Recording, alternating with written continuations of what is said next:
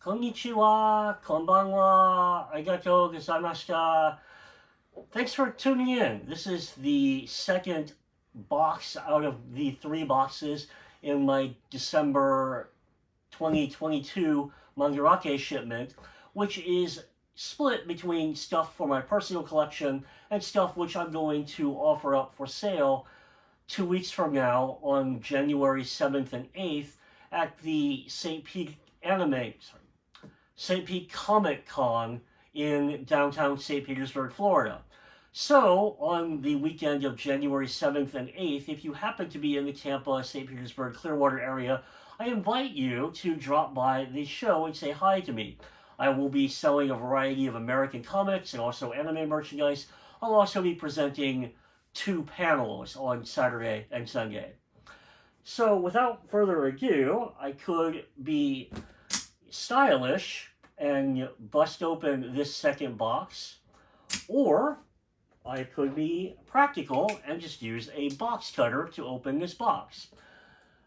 So, as I mentioned in my previous first volume of this video cycle, the total shipping cost on the 3 boxes, which was a total of just a hair under 100 pounds, was just about $500, which sounds like a whole lot, and granted, that is a lot in shipping cost, but it works out to about $1.84 per item in shipping, and these arrived from Japan to my house in Florida in 4 days. So I think $1.84 per item in shipping is quite reasonable. So let's take a look at what kind of stuff is in this shipment, and hopefully those of you who spend the time to watch this video will find this a little bit entertaining and interesting.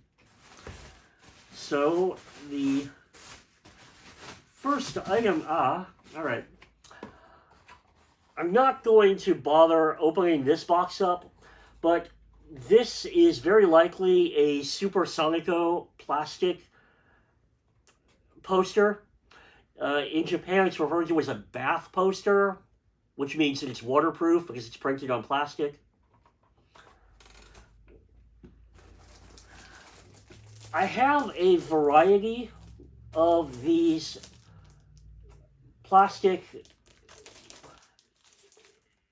stationary carrying cases. Regrettably, I never actually use any of them, but because I'm a writer, because I have a sort of attraction toward like stationery and office goods, I find things like this to be very fascinating. This one was under $1. With shipping, this was under $4. So this Anohana, essentially plastic file case, will be staying in my permanent collection. Again, I mentioned that I have a fascination with things like office type goods. I think this is super interesting. This is a heavy paper or vinyl shopping bag. As you can see, it's Dynax. If you can't tell, this is designed to recreate a Doga envelope.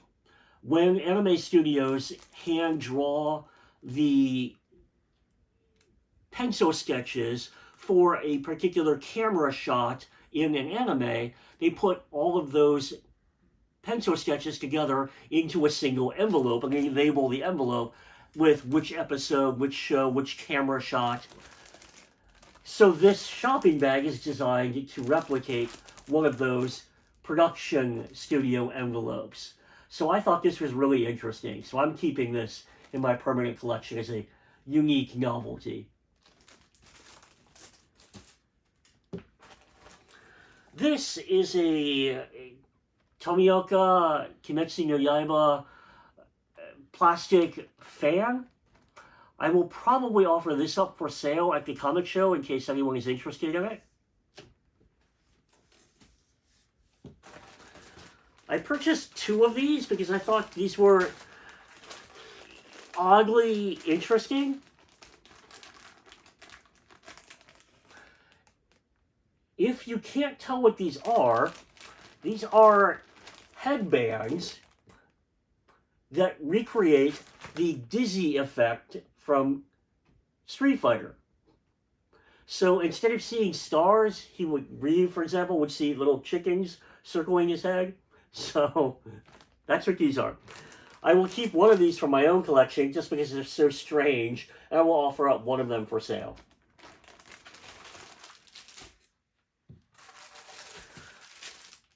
A canvas working tote bag. I do tend to go to visit friends occasionally. I occasionally go to comic conventions, and so I occasionally find that having a tote bag is useful to me. So I bought this inexpensive working tote bag to actually functionally use.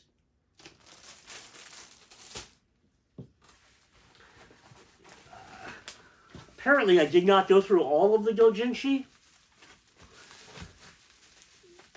or I may still impress myself with the staggering number of doujinshi that I purchased.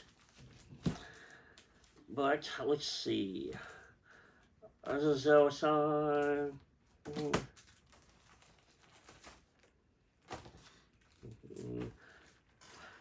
Here's some adult doujinshi that I will take to the St. Pete Comic Con.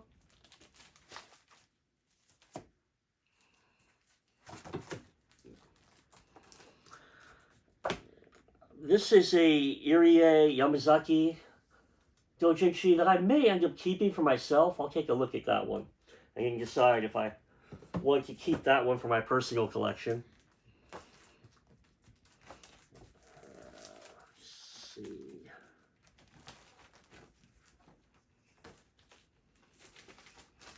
Here's again another selection of adult doujinshi. I believe this book is not an adult book, but this is a Transformers and Kantai collection crossover doujinshi. Hopefully this will appeal to someone at the St. Pete Comic Convention. Someone who will want to purchase it from me. Onechan Mara book. Apparently I ordered 2 of these, so therefore that's 1 to sell and 1 for my personal collection.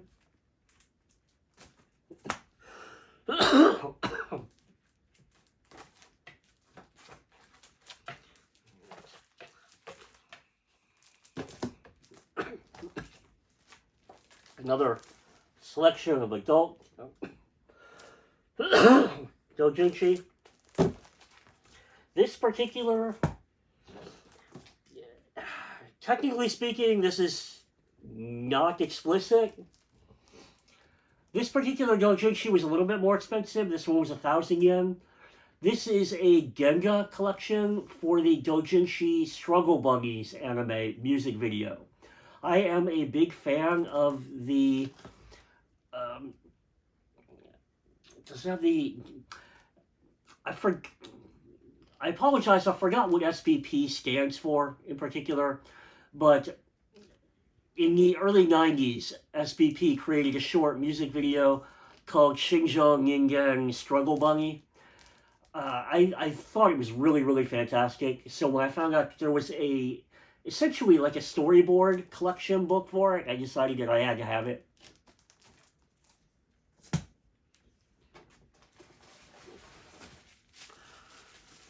These are another selection of Shikajiki. I mentioned that I purchase Shikajiki when I find them unique and affordable. This is a One-Year War Gundam Shikajiki, a Metal Armor Dragonar Shikajiki,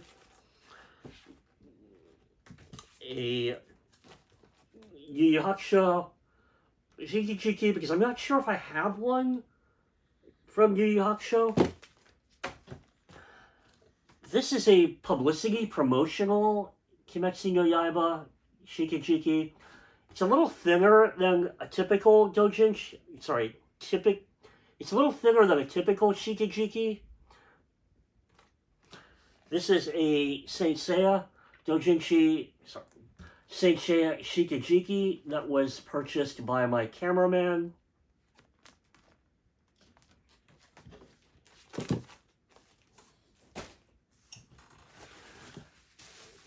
This, I wonder if, this, I thought, was one of the 8-inch scale theater exclusive Godzillas. Now that I look at it in person, I think this may be actually a theater exclusive 6-inch scale. This doesn't look to me like it is the full 8-inch scale. I'm not sure. I may have to look this up. The tag is $19.99, which would still be in the Bandai Standard era. But I bought this as a gift for a friend who is a Godzilla collector. But he primarily collects the original 8-inch scale. So yeah, I'll have to see if that's 8-inch or if that's one of the newer 6-inch scale figures.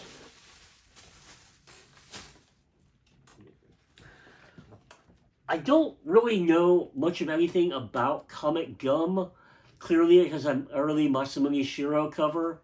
However, this was issue 1 of Comic Gum. It was only 300 yen. It was available. I thought it might be interesting, so I picked this up.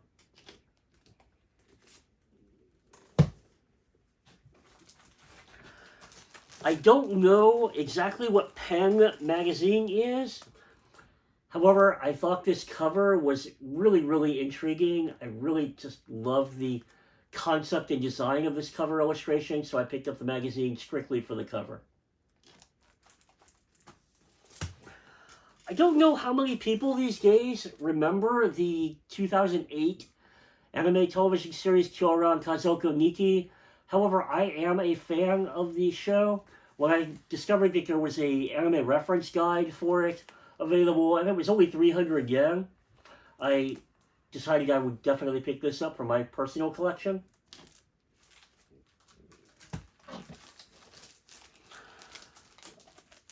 I don't aggressively collect anime reference books as much as I used to because they're just too darn expensive these days. However, one for the Netflix Godzilla SP anime was relatively affordable, and I thought this was fairly interesting and unique, so I made sure to pick this up.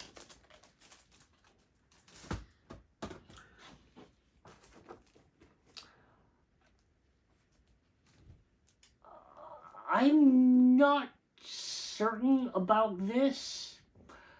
Obviously, this is the Vampire Hunter D 1985 movie program. This is the program that would have been sold at theaters. I'm about 95% certain that I already have one of these. I may have bought this in order to offer it up for sale, but I'm pretty certain that I purchased a Shikijiki with this cover. So I don't know if there's still a Shikijiki in the shipment somewhere with this cover, or if I accidentally ordered the wrong item, or if they sent the wrong item. But this is clearly not a Shikijiki. This is a movie program.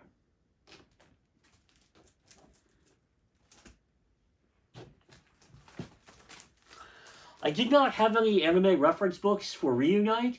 This one was very inexpensive. This was under, well, including shipping, this was about $5. So I decided to pick one up just to put it into my collection.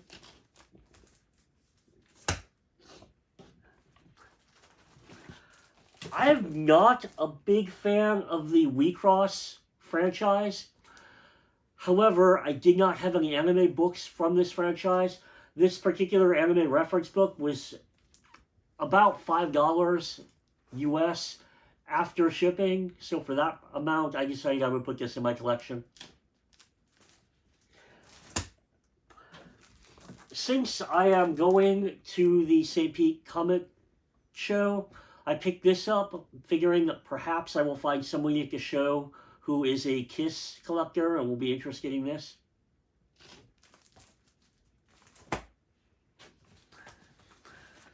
This is now my second copy of the first issue of Megami Magazine. The first copy that I purchased from Mandarake ended up having the bottom third of one interior page cut out. So I had to wait until another copy came in stock because I don't mind if it's a little beat up, but I need it to all be there. This copy should be complete with its original Omake poster.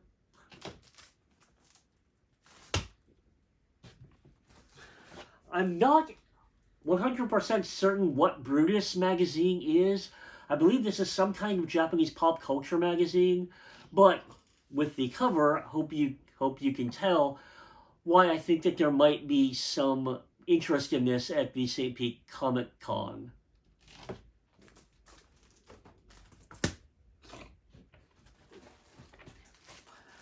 I heard that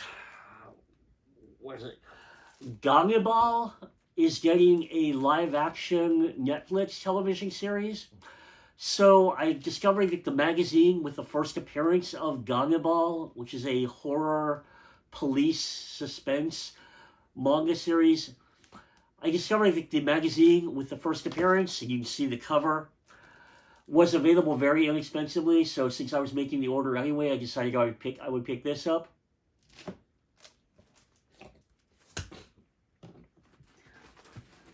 I'm not certain exactly what this is.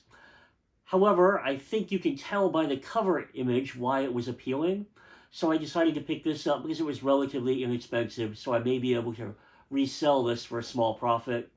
Or I may end up just keeping it for myself because I am a big fan of at least the Holy Trilogy Star Wars movies.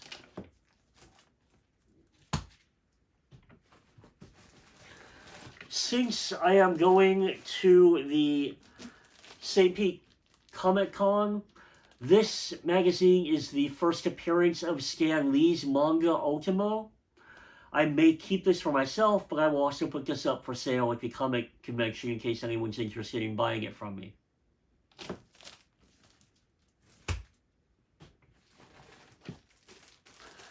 This is for my personal collection.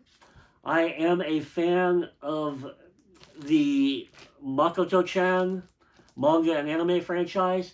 I thought it was really interesting to see this vintage magazine cover crossover between Makoto-chan and Star Wars. This issue was 1,500 yen, so it wasn't super cheap. However, it was affordable enough that I was interested in it, so I'm keeping this for myself.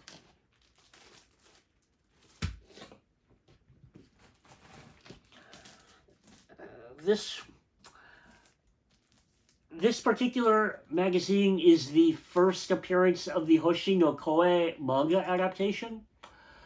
I'm a much greater fan of Makoto Shinkai's original Hoshi no Koe anime than I am of the manga adaptation. However, this manga adaptation first appearance was very inexpensive, so since I was making the order anyway and it was available, I decided I would pick this up for my own collection.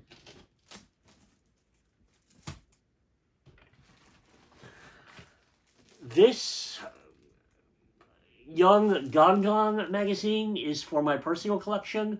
This particular issue is the first appearance of the Working manga series, which got 2 anime television shows.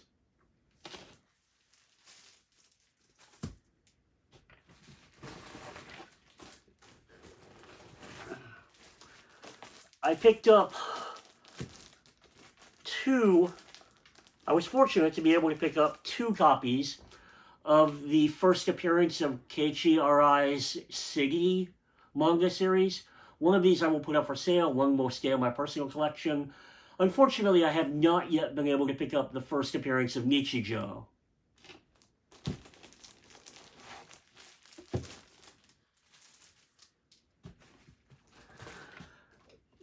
Out is a vintage anime magazine. I picked this up to offer this up for sale at the St. Pete Comic-Con, because how often do you see a Japanese cover in which Superman is holding a gun?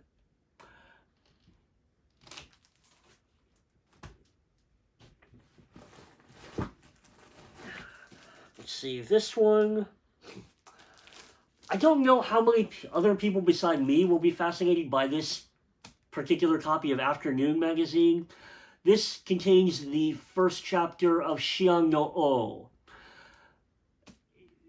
I don't even remember what year it was. This was relatively early 2000s. Shion no O was a Go? I believe it was Go. Suspense thriller. I thought it was a fantastic television series. So when I found out that the first appearance of the manga was available very inexpensively, I wanted to pick this up for my personal collection.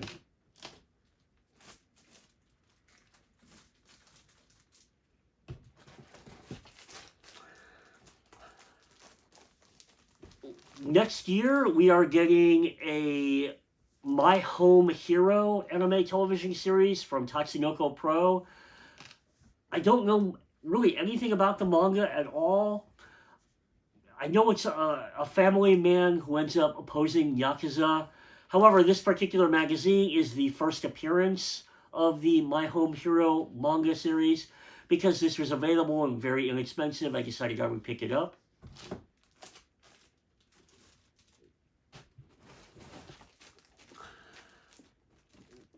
Perhaps you'll recognize this magazine contains the first chapter of Rumiko Takahashi's Mermaid Saga. Remember the Mermaid Saga including Mermaid Scar, Mermaid Forest, and I believe there was one more story arc, which the name escapes me, but the very first story in that Mermaid Saga appears in this magazine.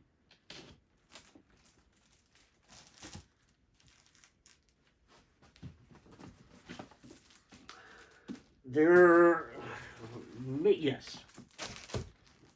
Good Lord, that's a telephone book if I ever saw one. The Boku to Roboko anime television series premiered 3 weeks ago. Here's 2 copies of the first appearance of the Me and Roboko manga series. I will put 1 copy up for sale. I will keep the other copy for my personal collection.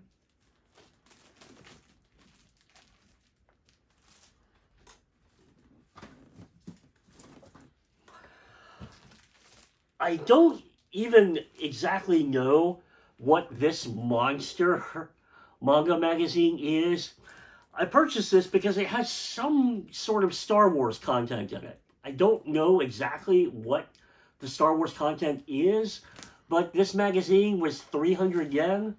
So for about $5 shipped, I figured I would just take a wild leap and see what this is.